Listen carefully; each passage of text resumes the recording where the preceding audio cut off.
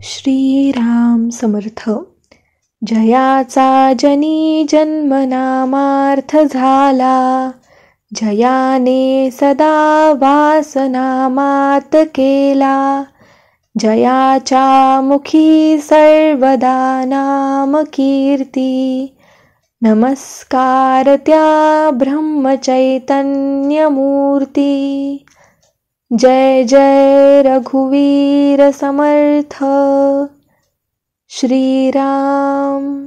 परमपूज्य प्राध्यापक के.व्ही. बेलसरे लिखित श्री ब्रह्मचैतन्य गोंदवलेकर महाराज चरित्र आणि वाङ्मय या पुस्तकातील पुढील वृत्तांत. कागवाडचे गणूबुवा रामदासी. हे गणूबुवा लहानपणापासून रामभक्त. सन 1895च्या सुमारास ते श्री महाराजांना प्रथम भेटले.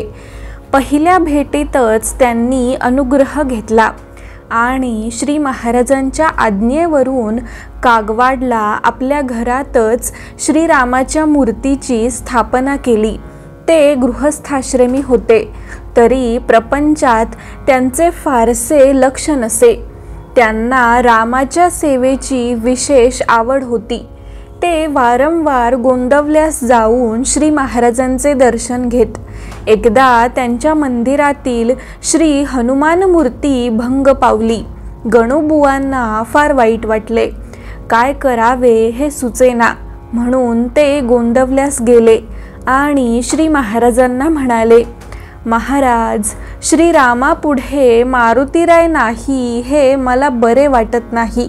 आपण स्वतः कागवाडला येऊन हनुमंताची स्थापना करावी. यावर श्री महाराजांनी उत्तर दिले, सत्य सत्य, मी तुमच्या घरी येईन बरे. तुम्ही स्वस्थ असा. आज निघू उद्या निघू असे करता करता 2 महिने उलटून गेले, तरी श्री महाराजांचे निघण्याचे चिन्ह दिसेना. तेव्हा गणूबुवांनी उपवास करण्यास आरंभ केला. त्यांचे बरेच उपवास झाल्यानंतर श्री महाराज बोलले, बुवा, अशा प्रकारे हट्टाने देहाला पीडा देऊ नये. आपले मन तपासून पाहावे. पण मी पुढच्या दशमीला तुमच्याकडे येतो. तुम्ही आता घरी जा. श्री महाराज माझ्या घरी येणार आहेत हा सूक्ष्म अहंकार बुवांच्या मनात उत्पन्न झाल्याने श्री महाराजांचे जाणे लांबत होते. त्यांची आज्ञा झाल्यावर बुवा कागवाडला परत गेले आणि समारंभाचे तयारीला लागले. त्यांनी नाना प्रकारचे साहित्य जमा केले. आपले मंदिर पूर्णपणे शृंगारले. सुंदर पदे रचून एक मेळा तयार केला आणि श्री महाराजांची सारखी वाट पाहू लागले. ठरलेल्या दिवशी श्री महाराज कागवाडला गेले नाहीत. त्यामुळे बुवांची फार निराशा झाली आणि मोठ्या दुःखित अंतःकरणाने त्यांनी पुन्हा उपोषण सुरू केले. इकडे गोंदवल्यास काका फडके श्री महाराजांना म्हणाले, महाराज, आपण मिरजेला माझ्याकडे केव्हा येणार? ते म्हणाले, केव्हा म्हणजे? उद्या येणार. चला, उद्या निघायची तयारी करा. त्याप्रमाणे लगेच श्री महाराज सर्व मंडळींसह दुसऱ्या दिवशी गोंदवल्याहून मिरजेला गेले. काका फडक्यांच्या घरी त्यांचा मुक्काम होता. दुसऱ्या दिवशी सकाळी 8 वाजण्याच्या सुमारास एक पोलीस शिपाई साध्या कपड्यात तेथे आला. तो म्हणाला, इन्स्पेक्टर पागे यांनी मला पाठविले आहे. महाराजांचा रिपोर्ट करण्यासाठीच मी येथे आलो आहे. बाहेर चाललेले बोलणे ऐकून श्री महाराज काय हो, काय आहे म्हणत पुढे आले. तेव्हा त्या शिपायाने मोठ्या ऐटीने आपण का आलो आहोत हे त्यांना सांगितले. श्री महाराजांनी त्याला जरा आत घेतले आणि काकांना सांगितले, काका बघा, त्याला काहीतरी द्या आणि वाटेला लावा. शिपाई काकांना तोऱ्याने बोलला, हे पहा, 200-300 रुपये मला मिळाले तर ठीक आहे, नाही तर मी रिपोर्ट करणार. यानंतर श्री महाराज सारखे आत बाहेर करू लागले. 5-5 मिनिटांनी ते बाहेर येऊन म्हणावयाचे, काका, काहीतरी व्यवस्था करा. प्रथम काकांना वाटले की हे नेहमीप्रमाणे नाटक आहे, परंतु श्री महाराजांनी घाबरून गेल्याचे इतके सोंग आणले की सर्वांची तोंडे उतरून गेली आणि तो शिपाई तितका जास्त शेफारून गेला. काकांनी त्याला एका बाजूला बोलावून त्याची समजूत काढण्याचा पुष्कळ प्रयत्न केला, तरी तो मुळीच ऐकेना आणि उलट श्री महाराजांच्या समोर येऊन रिपोर्ट झाला असता होणाऱ्या गंभीर परिणामांचे मोठ्याने वर्णन करू लागला. हा प्रकार सुरू होऊन 10 वाजण्याची वेळ झाली होती. घरात बायका मंडळी देवाला नैवेद्य करण्यात गुंतली होती, पण त्यांचे अर्धे लक्ष शिपाई दादांच्या रिपोर्टाकडे लागले होते. आता या माणसाला 300 रुपये कोठून आणून द्यावेत या चिंतेने काका उदासीनपणे आणि थोड्याशा दीनपणे श्री महाराजांच्याकडे पाहत क्षणभर उभे राहिले. इतक्यात एखाद्या रंगभूमीवर पडदा बदलल्यामुळे तीच पात्रे निराळी भाषा बोलू लागतात आणि त्यामुळे निराळाच प्रसंग पुढे उभा राहतो. हुबेहूब त्याचप्रमाणे श्री महाराजांनी आपली चर्या एकदम बदलली आणि त्या शिपायाकडे पाहून ते मोठ्याने ओरडले, तू आणि तुझा तो पागे दोघेही गेलात मसणात. तू काय समजून इथे आला आहेस? चुलीत घाल तुझा रिपोर्ट. मला सरकारची भीती दाखवतोस? माझ्याकडे बघण्याची सरकारची छाती नाही. सरकारने माझ्याकडे बघितले तर मी सरकारचे डोळे फोडून टाकीन. आणि तुला लाज नाही वाटत? इथे येऊन पैसे मागतोस? काका, धरा या बदमाशाला आणि खांबाला बांधा. वादीने याला मी फोडून काढतो. 5 मिनिटांपूर्वी अगदी घाबरलेले दिसणारे श्री महाराज यावेळी इतके उग्र आणि बेफाम दिसत होते की भीतीने तो शिपाई थरथर कापू लागला. त्याने काकांचा हात घट्ट धरून ठेवला, पण थोड्या वेळाने काकांनीच त्याला श्री महाराजांच्या पायांवर नेऊन घातला. त्याने पायांवर मस्तक ठेवल्याबरोबर पुन्हा श्री महाराज एकदम शांत झाले आणि जणू काही झालेच नाही अशा रीतीने त्याला म्हणाले, अरे, पैसे खायला देखील हुशारी लागते, परंतु चांगल्या माणसाने असे कधी करू नये. आधीच आपले सरकार परकीय आहे. ते लोक आपल्याला त्रास देऊन लुटत आहेतच. यात निदान आपल्या लोकांनी तरी लोकांना सुख लागेल असेच वागावे. लोकांच्या असहाय्यतेचा आणि गरिबीचा फायदा आपण घेऊ नये. त्यांचा तळतळाट लागू देऊ नये. गरिबांना खरी मदत करायची तुम्हा लोकांना केवढी संधी आणि शक्ती असते, तुम्ही त्याचा योग्य उपयोग करून घेत नाही. असे विचार यायला अंतःकरण शुद्ध असावे लागते. ते भगवंताच्या नामाने होते, म्हणून तुम्ही नामस्मरण करीत जा. राम तुमचे कल्याण करील.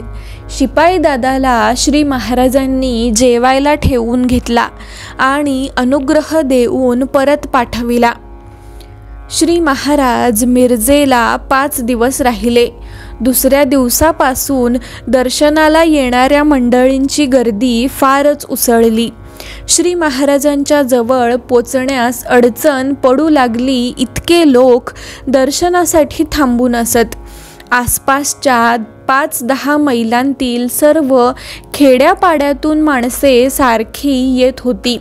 मिरजेमध्ये नारळ, खडीसाखर, साखर फुटाणे, फुलांचे हार आणि बुक्का हे पदार्थ मिळेनासे झाले. तिसऱ्या दिवशी श्री महाराजांनी गणपतराव दामले यांना विचारले, गणपतराव, किती पैसे जमले आहेत? गणपतराव म्हणाले, महाराज, 3000 रुपये जमले आहेत. श्री महाराज म्हणाले, ज्या गावचा पैसा त्या गावात खर्च करावा. काका, मिरजेतल्या सर्व लोकांना जेवण घातले तर काय खर्च येईल? काका म्हणाले, महाराज, 1000 रुपये लागतील. श्री महाराज गणपतरावाकडे पाहून बोलले, यांना 1000 रुपये द्यावेत. दुसऱ्या दिवशी मिरजेतील सर्व गृहस्थांना जेवावयास घातले. संध्याकाळी श्री महाराज म्हणाले, काका, मिरजेतल्या सर्व सुवासिनींना जेवायला घालून एक एक लुगडे दिले तर काय खर्च येईल? काका म्हणाले, महाराज, 1000 रुपये लागतील. श्री महाराजांनी त्यांना 1000 रुपये देवविले आणि दुसऱ्या दिवशी गावातील सर्व जातीच्या सुवासिनींना जेवावयास घालून एक एक लुगडे दिले. अजून 1000 रुपये शिल्लक होते. श्री महाराज म्हणाले, काका, उद्या गावातल्या सर्व भिकाऱ्यांना गव्हाची खीर खायला घाला आणि प्रत्येकाला 1 रुपया दक्षिणा द्या. दुसऱ्या दिवशी काकांनी गावात दवंडी पिटवली. दुपारी 12 वाजावयाच्या सुमारास जवळजवळ 500 भिकारी पत्रावळी मांडून आळीमध्ये खीर खावयास बसले. श्री महाराज त्यांना दक्षिणा देण्यास स्वतः आले. सुग्रास अन्नासाठी हापापलेल्या त्या मूर्तिमंत दारिद्र्याला पाहून त्यांच्या डोळ्यांमध्ये पाणी उभे राहिले. अशा रीतीने सर्व पैसे संपले. तिकडे कागवाडला गणूबुवांनी उपोषण सुरू केले होते हे आपण पाहिलेच आहे. मिरजेला असतानाच एके दिवशी रात्री 12 वाजता श्री महाराजांनी अंताजी पंतांना हाक मारली व त्यांना सांगितले, पंत, व्यंकण भट्टांना बरोबर घेऊन उद्या सकाळच्या गाडीने कागवाडला जा. गणूबुवाच्या घरी जा आणि तेथे पोचल्याबरोबर बाहेरूनच मोठ्याने ओरडा की महाराज आले. गेल्याबरोबर बाहेरून ओरडायचे मात्र लक्षात ठेवा. इकडे उपोषण करून 7 दिवस झाले तरी श्री महाराज अजून येत नाहीत म्हणून बुवांनी विषप्राशन करण्याचा निश्चय केला. त्याप्रमाणे दुपारी 3 वाजता बुवांनी एका तांब्याच्या फुलपात्रात सोमल तयार करून आपल्या पुढे ठेविले. त्यांनी एक माळ जप केला. श्री महाराजांची आरती म्हणून त्यांना नमस्कार केला आणि डोळे पाण्याने भरून येऊन विष पिण्यासाठी बुवांनी भांडे उचलले. इतक्यात बुवा महाराज आले असे शब्द त्यांनी ऐकले. भांडे तसेच खाली ठेवून त्यांनी खिडकीतून पाहिले तर अंताजी पंत आणि व्यंकण भट्ट हे दोघे त्यांना दिसले. तसेच ते धावत खाली आले आणि पंतांना त्यांनी मिठी मारली. थोड्या वेळाने भावनेचा भर ओसरला आणि आपण केवढे भयंकर कृत्य करीत होतो, पण शेवटी श्री महाराजांनीच आपल्याला त्यातून किती चातुर्याने वाचविले याची जाणीव बुवांना झाली व ते मोठ्याने रडू लागले. व्यंकण भट्टांनी ते विष मोरीत ओतून दिले आणि सांगितले, बुवा, तुम्ही काळजी करू नका. आम्हाला मुद्दाम पुढे पाठविले आहे. महाराज उद्या येणार आहेत. जमलेले सर्व पैसे खर्च करून झाल्यावर श्री महाराज मिरजेच्या स्टेशनवर आले. प्लॅटफॉर्मवर एक खुर्ची टाकून ते बसले होते. गाडी येण्यास अवकाश होता. इतक्यात कोल्हापूरची मंडळी आली आणि त्यांनी कोल्हापूरला येण्याचे आमंत्रण केले. सांगलीची मंडळी आली व त्यांनी सांगलीला येण्याचे आमंत्रण केले. जमखंडीची मंडळी आली व त्यांनी जमखंडीला येण्याचे आमंत्रण केले. सर्वांना श्री महाराज म्हणाले, आपण असे करू की ज्या बाजूची गाडी पहिल्याने येईल त्या बाजूला प्रथम जाऊ. त्यांना कागवाडला जावयाचे होते आणि बेळगावकडील गाडी पहिल्याने आल्यामुळे सर्व मंडळी तिच्यात बसली. श्री महाराज शेडबाळला उतरले तेव्हा गणूबुवा सर्व लोकांना घेऊन त्यांना सामोरे आले. सर्वांनी साष्टांग नमस्कार घातले. कागवाडात रस्त्यावर सडे टाकून रांगोळ्या घातल्या होत्या. ताशे वाजंत्री वाजत होती. भजनी मंडळी टाळ वीणा घेऊन नाचत चालत होती. मेळे टिपऱ्या वाजवीत व गोड पदे म्हणत चालले होते. खुद्द गावामध्ये सुवासिनींनी श्री महाराजांच्या वरून ओवाळून टाकले आणि आरत्या ओवाळल्या व मंदिरापाशी आल्यावर बुवांनी त्यांच्यावर गुलाबाची फुले उधळली. कागवाडात नवीन जीवन संचारल्याप्रमाणे वाटू लागले. तो एक मोठा उत्सवच झाला. बुवांनी 200 माणसाचे अन्न शिजविले होते, पण दर्शनाला येणाऱ्या प्रत्येक माणसाला श्री महाराज जेवून जाण्यास सांगत होते, म्हणून जवळजवळ 1000 लोक जेवून गेले. मिरजेप्रमाणे येथेही फार गर्दी झाली. बाजारात नारळ मिळेना. दर्शनास येणाऱ्या प्रत्येक माणसाला श्री महाराज अत्यंत शांतपणे व गोडवाणीने भगवंताचे नाम घेण्यास सांगत होते. श्री महाराज कागवाडला 4 दिवस राहिले. शके 1831 सौम्य नाम संवत्सरी आषाढ शुद्ध पंचमीला बुधवारी सकाळी त्यांनी मारुतीची स्थापना केली. संताबाई नावाची महारीण रोज गणूबुवांच्या मंदिराभोवतीची झाडलोट करीत असे. श्री महाराजांना तिने कधी पाहिले नसले तरी महाराज केव्हा येणार अशी चौकशी ती नेहमी करी. एक दिवस बुवांनी सहज तिला विचारले, काय ग संते, महाराजांच्या पाशी तू काय मागशील? संताबाई म्हणाली, गणूबुवा, मला काय हवंय आता? मी मरण आणि मुक्ती मागेन त्यांच्याजवळ. श्री महाराज कागवाडला येण्याचे दिवस जसजसे जवळ येऊ लागले तसे तिने थोडे पैसे साठविले. आपल्या शेजाऱ्यांपाशी ते दिले आणि माझे उत्तर कार्य या पैशाने करा असे त्यांना सांगून ठेवले. शेजाऱ्यांना अर्थात ही थट्टा वाटली.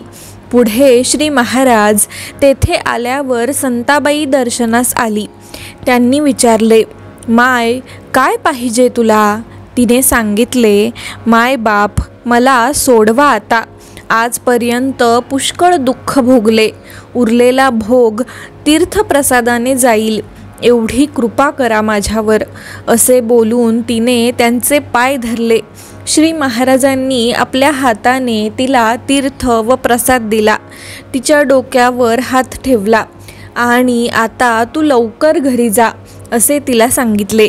संताबाई उठली, पण तिने पुन्हा पुन्हा नमस्कार केला आणि शेवटी म्हणाली, महाराज, मी येते, माझ्यावर लोभ असू द्या.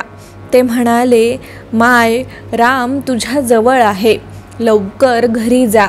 ती घरी गेली. आपल्या शेजारी पाजारी लोकांचा तिने आनंदाने निरोप घेतला आणि घरात येऊन अंथरुणावर कलंडली व राम राम राम 3 वेळा म्हणून तिने प्राण सोडला. ती गेली हे सांगण्यासाठी महार लोक आले. त्यावेळी श्री महाराज बोलले, ती बाई फार पुण्यशील होती. तिची योग्यता इथे कोणाला कळली नाही. ती चांगल्यापैकी अधिकारी होती. पूर्वकर्माने ती महारीण झाली, परंतु आता फारच चांगल्या गतीला गेली. तिचे उत्तर कार्य उत्तम रीतीने करा असे सांगून श्री महाराजांनी उत्तर कार्यासाठी स्वतः 50 रुपये दिले आणि तिच्या नावाने अन्नदान केले. कागवाडचे एक सज्जन अप्पासाहेब पाटील यांनी श्री महाराजांना दुग्धपानास आमंत्रण केले. बरोबर 300 मंडळी घेऊन श्री महाराज त्यांच्याकडे गेले. अप्पासाहेबांनी एक कळशी भरून आटीव दूध केले होते. इतकी मंडळी आलेली पाहून काय करावे या चिंतेत ते असता श्री महाराजांनी त्यांना बोलाविले आणि सांगितले, आपण काळजी करू नये. रामाला नैवेद्य दाखवून कळशी माझ्याकडे आणून द्या. त्याप्रमाणे पाटलांनी कळशी त्यांच्या पुढे ठेवली. श्री महाराजांनी स्वतः आपल्या हाताने प्रत्येकाला आग्रह करून दूध पाजले. सर्वांनी पोटभर दूध पिऊन 2 शेर दूध कळशीमध्ये शिल्लक उरले. गणूबुवांच्या राम मंदिरापाशी एक पाण्याची विहीर होती, पण तिचे पाणी भयंकर खारे असल्याने उत्सवाच्या वेळी पाण्याचा फार तुटवडा पडे. बुवांनी ही गोष्ट श्री महाराजांच्या कानावर घातली. तेव्हा ते म्हणाले, बुवा, उत्सवाच्या वेळी स्वयंपाकासाठी हे पाणी घ्या. राम पाण्याला गोडी आणील. हे बोलणे सकाळी झाले. त्याच दिवशी दुपारी एक गोसावी कावड घेऊन श्री महाराजांची चौकशी करीत आला. दर्शन घेऊन त्याने आपली कावड त्यांच्या पायी अर्पण केली आणि तो म्हणाला, महाराज, मैं हूँ श्री शंकर का भक्त. काशी की गंगा में रामेश्वर को ले जा रहा था, परंतु श्री शंकर ने मुझे दृष्टांत दिया और आज्ञा किया कि कागवाड़ में श्री ब्रह्म चैतन्य को गंगा दे दो, मुझे वह मिल जाएगी. इस वास्ते मैं यहाँ आया हूँ. यह गंगा आपके चरणों में रखता हूँ, इसे कृपा करके ग्रहण कीजिए. श्री महाराजांनी त्या बैराग्याचा मोठा आदर केला. कावडीमधील गंगा सर्वांच्या अंगावर शिंपडली व सांगितले, बुवा, रामाने अनायसे गंगा पाठवून दिली आहे. आपण ती विहिरीमध्ये टाकू. रामाच्या कृपेने पाणी गोड होईल. एका भांड्यात गंगा घेऊन सर्वजण राम राम म्हणत असताना श्री महाराजांनी ती त्या विहिरीत टाकली. त्या विहिरीचे पाणी गोड झाले. गोसाव्याला त्यांनी काशीला परत पाठवून दिला. कागवाडला एक कापडाची गिरणी होती. गिरणीचा मालक मुरारजी या नावाचा भाटिया गृहस्थ होता. हा मनुष्य फार मोठ्या उदार मनाचा आणि भाविक अंतःकरणाचा होता, परंतु त्याला मूलबाळ नसल्याने तो उदास असे. त्याने श्री महाराजांना आपली गिरणी पाहण्यास आमंत्रण केले. गावच्या सर्व लोकांना खीरपुरीचे जेवण घालण्याचे मुरारजीने कबूल केले. तेव्हा श्री महाराजांनी त्याचे आमंत्रण स्वीकारले. ठरल्याप्रमाणे संध्याकाळी सर्व मंडळींना बरोबर घेऊन गिरणीमध्ये ते गेले. त्या ठिकाणी मनसोक्त अन्नदान झालेले पाहून त्यांना संतोष झाला व ते म्हणाले, शेठजी, तुम्ही केलेले हे अन्नदान बघून मला आनंद वाटतो. याबद्दल तुम्हाला काय द्यावे सांगा. मुरारजी म्हणाला, महाराज, मला सर्व काही अनुकूल आहे, पण माझी संपत्ती भोगायला मला मुलगा नाही याचे वाईट वाटते. हे ऐकून श्री महाराज बोलले, ठीक आहे, राम तुम्हाला देईल. तुम्ही नवरा बायकोंनी मिळून 3.5 कोटी रामनामाचा जप करावा. त्याने रामनामाचा जप केला व त्याला मुलगा झाला. कागवाडमध्ये कगुडराय या नावाचे पुरातन भुयारी स्थान आहे. तेथे असणाऱ्या शालिग्राम मूर्तीचे श्री महाराजांनी दर्शन घेतले.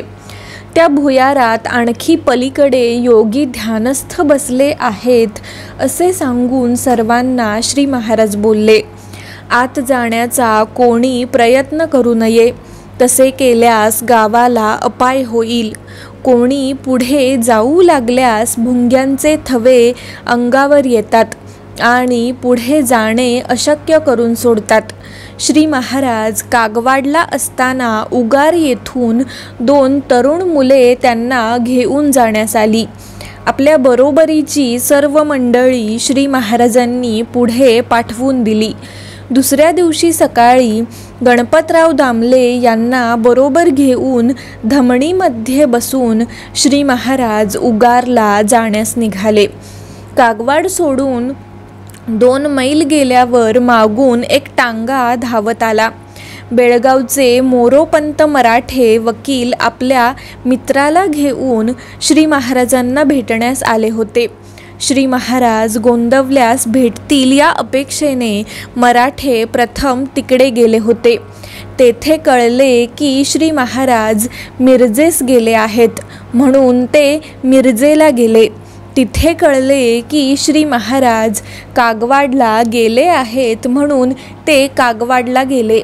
तेथे त्यांना कळले की श्री महाराज उगारला गेले आहेत, म्हणून ते उगारला जाण्यास निघाले होते. मागून टांगा येत असलेला पाहून श्री महाराजांनी धमणी थांबविली व आपण बाहेर उतरले. मराठे व त्यांचा मित्र टांग्यातून खाली उतरले. श्री महाराजांच्या पाया पडले आणि तिघेजण बाजूला जाऊन आपल्या कामाविषयी बोलले. तुम्ही बेळगावाहून केव्हा निघाला असा प्रश्न श्री महाराजांनी त्यांना विचारला. तेव्हा मराठे बोलले, महाराज, आपल्या शोधात आम्ही 2 दिवस फिरत आहोत. आम्ही 2 दिवस उपाशी आहोत. हे ऐकून श्री महाराज गणपतरावांकडे बघून बोलले, यांना काही खायला द्यावे. गणपतराव गप्प बसले. तेव्हा श्री महाराज म्हणाले, कशी रे तुम्ही माणसे, प्रवासात नेहमी काहीतरी खायचे बरोबर ठेवावे एवढे देखील तुम्हाला कळत नाही. हे दोघे जण 2 दिवस उपाशी, यांना खायला नको द्यायला. हे बोलणे चालू होते त्याच वेळी एक मनुष्य डोक्यावर हारा घेऊन तिकडेच येताना आढळला. जवळ आल्यावर त्याने हारा खाली ठेवला आणि तो म्हणाला, महाराज, दिवाळीचे फराळाचे जिन्नस आपल्याला खायला घालावेत अशी माझी फार इच्छा होती, पण आपण उगारला गेलात असे कळले, म्हणून मी हे घेऊन इकडे आलो आहे. श्री महाराज म्हणाले, वा, फार बरे झाले. रामानेच तुला पाठविले यात शंका नाही. गणपतराव, झाडांची पाने तोडा आणि त्यावर या दोघांना खायला द्या. पण जंगलात पाणी कुठून आणायचे? खाल्ल्यावर पाणी पाहिजे ना. श्री महाराज हे शब्द बोलून इकडे तिकडे पाहू लागले आणि तेवढ्यात एक मनुष्य डोक्यावर घागर घेऊन येताना दिसला. जवळ आल्यावर त्याने घागर खाली ठेवली आणि तो म्हणाला, महाराज, ही गंगा आपल्या चरणांवर घालावी म्हणून मी आणली आहे. तिचा स्वीकार आपण करावा. श्री महाराज म्हणाले, वा रे वा, काय रामाची कृपा आहे. आपण पाणी मागितले तर रामाने गंगा पाठविली. त्यांचे हे बोलणे ऐकून गणपतरावांना हसू आले. खाणेपिणे झाल्यावर मराठे व त्यांचा मित्र निघून गेले. श्री महाराज धमणीत चढता चढता एक पाय पायट्यावर ठेवून गणपतरावांना म्हणाले, का रे, मघा हसलास का? गणपतराव गप्प बसले आणि श्री महाराज पुढे बोलले, अरे, यात काय आहे? ही विद्या अगदी सोपी आहे. काल काय झाले याची आठवण करू नये. उद्या काय होईल याची काळजी करू नये.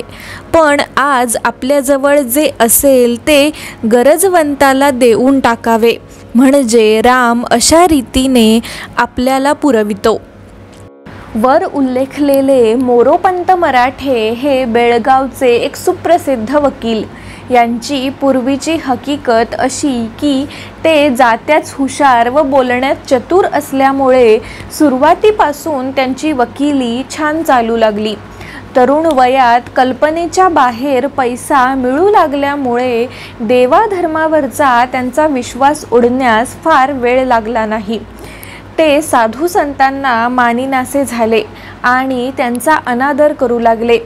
कर्मधर्म संयोगाने त्यांची बायको फार सात्विक आणि खरी भाविक होती. श्री महाराजांच्यावर तिची संपूर्ण श्रद्धा असे आणि त्यामुळे मोरोपंतांकडून त्यांना शेलक्या विशेषणांचा अहेर होई. एकदा मोरोपंत विषमज्वराने आजारी पडले. 8-10 दिवसांनी त्यांची प्रकृती विशेष बिघडली. तेव्हा त्यांच्या बायकोने नवस केला की महाराज ह्यांना बरे वाटू द्या, म्हणजे मी त्यांना दर्शनास घेऊन येईन. डॉक्टर लोकांनी आशा सोडली होती, परंतु 21व्या दिवशी मोरोपंतांचा ताप उतरून त्यांना बरे वाटले. अर्थात नवस पूर्ण करण्यासाठी मोरोपंत आपल्या बायकोला घेऊन गोंदवल्यास आले. पैशाची ऊब आणि हुशारीची घमेंड दाखवितच त्यांनी श्री महाराजांना नमस्कार केला.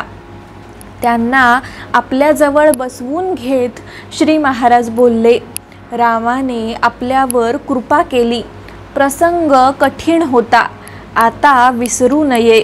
हे ऐकून मोरोपंत म्हणाले, आपण म्हणता की रामाने कृपा केली म्हणून मी जगलो, पण याला पुरावा काय?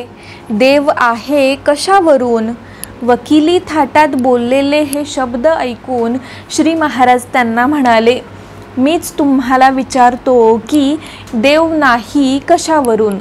मोरोपंत म्हणाले, आम्ही देव कधी पाहिला नाही. तो जर खरोखर असता तर आम्हाला दिसला असता. यावर श्री महाराज बोलले, वकील साहेब, हे तुमचे म्हणणे काही पटण्यासारखे नाही. जे आपल्याला दिसत नाही ते नाहीच असे कसे म्हणता येईल? पृथ्वीचा मध्य तुम्हाला दिसत नाही, हिमालयाचे गौरीशंकर शिखर तुम्हाला दिसत नाही, समुद्राच्या तळाशी वावरणारे मोठे मासे तुम्हाला दिसत नाहीत, तुमचा मेंदू तुम्हाला दिसत नाही, म्हणून या गोष्टींना अस्तित्वच नाही असे तुम्ही म्हणता काय? तरी मोरोपंत म्हणाले, परंतु गौरीशंकर कोणीतरी पाहिले आहे, त्याच्या सांगण्यावर आपण विश्वास ठेवून चालतो. लगेच श्री महाराज म्हणाले, तेच माझे म्हणणे आहे. व्यवहारात जर असा विश्वास ठेवून जीवन चालते तर मग संतांनी काय पाप केले आहे? ते नेहमी सांगत असतात की देव आहे, कारण आम्ही त्याचे दर्शन घेतले आहे. या त्यांच्या सांगण्यावर आपण का विश्वास ठेवू नये? शिवाय संत हे तुमच्या आमच्यापेक्षा निस्वार्थी असतात असे त्यांच्या चरित्रावरूनच आपणास दिसते. मग सांगा, त्यांचे म्हणणे खरे मानावे की नाही? मोरोपंत कुंठित झाले व श्री महाराजांना काय उत्तर द्यावे याचा विचार करीत गप्प राहिले. हे पाहून श्री महाराज त्यांच्या कानात हळूच म्हणाले, हे पहा, तुमच्यासारख्या 10 वकिलांचा मी गुरु आहे बरे का? मोरोपंत अधिक वाद घालण्याच्या भानगडीत पडले नाहीत. श्री महाराजांना त्यांनी साष्टांग नमस्कार घातला. 4 दिवस राहून व त्यांचा अनुग्रह घेऊन मोरोपंत घरी परत गेले. असो, उगारला सर्व मंडळींची उतरण्याची सोय एका मंदिरामध्ये केली होती. तेथे श्री महाराज गेले. इतक्यात एक नवीन भानगड उत्पन्न झाली. जी 2 मुले आमंत्रण करण्यास कागवाडला आली होती, त्यापैकी एका मुलाचा बाप परगावी गेला होता. तो त्याच दिवशी परत आला आणि घरी श्री महाराजांच्या स्वागताची तयारी झालेली पाहून तो भडकला व मुलाला पुष्कळ बोलला. याचा परिणाम असा झाला की त्याच्याकडील जेवणाचा बेत राहून गेला आणि तो मुलगा रुसून श्री महाराजांच्याकडे मंदिरात येऊन राहिला. 3 रुपयांचे चुरमुरे आणून श्री महाराजांनी मंडळींना खायला घातले. इतक्यात दुसऱ्या मुलाने आपल्या घरी पिठले भात करून मंदिरात आणला व मंडळींना खायला घातला. दुसऱ्या दिवशी सकाळी 8 वाजता मुलाचा बाप श्री महाराजांच्याकडे आला आणि मोठ्या तुच्छतेने त्यांना म्हणाला, अहो बुवा, या मुलाला काहीतरी सांगा. मला न विचारता याने आपल्याला घरी बोलाविले, हे बरोबर नाही. तेव्हा श्री महाराजांनी त्या मुलाला आपल्या जवळ घेतले आणि मोठ्या प्रेमाने त्याला सांगितले, बाळ, असे करू नये. वडिलांची आज्ञा मोडणे हे योग्य नाही. त्यांच्याबरोबर घरी जावे आणि ते सांगतील त्याप्रमाणे वागावे. श्री महाराज असे बोलल्यावर मुलाचा नाईलाज झाला आणि तो बापाबरोबर घरी गेला व म्हणाला, श्री महाराजांचा जो अपमान झाला आहे तो नाहीसा झाला पाहिजे. ते स्वतः सर्व मंडळींना बरोबर घेऊन आपल्याकडे जेवल्या वाचून मी घरी अन्न घेणार नाही. यावर बापाचा अगदी नाईलाज झाला व तो श्री महाराजांच्याकडे येऊन बऱ्याच नम्रतेने म्हणाला, महाराज, आज आपण सर्व मंडळींना घेऊन माझ्याकडे जेवायला यावे. ते म्हणाले, अहो, मी बोलून चालून गोसावी बुवा, माझ्या नादी कुठे लागता. शिवाय ही इतकी मंडळी माझ्याबरोबर आहेत. श्री महाराज त्याच्या घरी जाण्याचे अशा रीतीने जेव्हा टाळू लागले तेव्हा त्याचा धीर सुटला आणि साष्टांग नमस्कार घालून तो म्हणाला, महाराज, मला क्षमा करा. माझी चूक झाली. माझ्या मुलासाठी नव्हे तर माझ्यासाठी आज आपण माझ्या घरी जेवायला आलेच पाहिजे. आपण आला नाहीत तर मी अन्न ग्रहण करणार नाही. हे ऐकून श्री महाराजांनी आमंत्रण स्वीकारले आणि सर्व मंडळी संध्याकाळी त्याच्या घरी जेवायला गेली. सर्व मंडळी परत येण्यास निघाली त्यावेळी मुलाने नमस्कार केला. तेव्हा श्री महाराज त्याला हळूच बोलले, आता सगळे झाले ना मनासारखे. यापुढे बापाची आज्ञा मोडू नये. थोड्या खुबीने वागावे. दुसऱ्या दिवशी सकाळी बापाने व मुलाने व त्यांच्या बायकांनी श्री महाराजांचा अनुग्रह घेतला. उगार येथील मुक्काम संपवून श्री महाराज गोंदवल्यास परत जाण्यासाठी स्टेशनवर आले. प्लॅटफॉर्मवर खुर्ची टाकून ते बसले असता गणपतरावांना बोलले, गणपतराव, कोरेगावची तिकिटे काढा. गणपतराव काही न बोलता तसेच उभे राहिले. अरे, तिकिटे काढायला का जात नाहीस असे श्री महाराजांनी पुन्हा विचारल्यावर ते चाचरत म्हणाले, महाराज, जवळ एकही रुपया शिल्लक नाही. यावर श्री महाराज जरा रागावण्याचा आव आणून म्हणाले, काय माझ्याबरोबरची माणसे आहेत बघा. स्टेशनवर आल्यावर मला तुम्ही हे सांगता. तुम्हाला काही व्यवहार आहे का नाही? इथे आता मी कोणाजवळ पैसे मागू? आणि बरोबर माणसे तरी किती? वा रे वा शिष्य. हे बोलून 5 मिनिटे झाली आणि त्यांच्या दर्शनाला लोक येण्यास आरंभ झाला. अर्ध्या तासात 25 रुपये समोर आले. इतक्यात गाडी आली. तिकिटे काढून मंडळी गाडीत बसली. गाडी चालू झाल्यावर श्री महाराज बोलले, ज्या गावचा पैसा त्याच गावात खर्च करावा, तो बरोबर नेऊ नये.